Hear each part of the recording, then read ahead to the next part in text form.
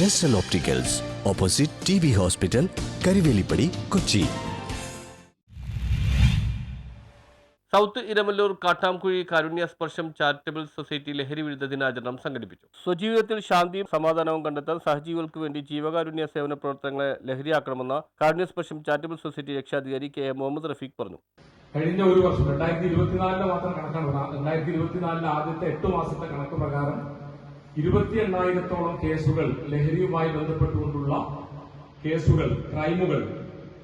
അതിൽ തന്നെ ആദ്യത്തെ 2 മാസത്തെ ഒരു 60 ദിവസത്തെ കണക്കെടുത്താൽ ഏതാണ്ട് 40ഓളം കൊലപാതകങ്ങൾ നമ്മൾ കേട്ടാൽ ഞെട്ടും.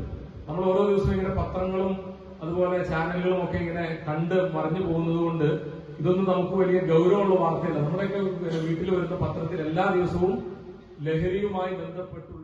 South Iramalloor Kattamkuzhi Karunya Sparsham charitable society അന്താരാഷ്ട്ര ലഹരി വിരുദ്ധ ദിനത്തിൽ പീസ് വാലിയിൽ സംഘടിപ്പിച്ച ലഹരി വിരുദ്ധ സംഗമം ഉദ്ഘാടനം ചെയ്ത് സംസാരിക്കുകയായിരുന്നു അദ്ദേഹം. VM മലിയാർ അധ്യക്ഷത വഹിച്ചു. ഡോക്ടർ OP അലി ലഹരി വിരുദ്ധ ബോധവൽക്കരണ ക്ലാസ് നയിച്ചു. Shamsuddin Medala, VK Muhiyuddin Moulavi, AM Shamsuddin Nadvi, Muhammad Swali തുടങ്ങിയവർ പ്രസംഗിച്ചു. സെക്രട്ടറി KN സലാഹുദ്ദീൻ സ്വാഗതവും ട്രഷറർ നൌഫൽ ഉമ്മർ നന്ദിയും പറഞ്ഞു. News bureau, Kothamangalam.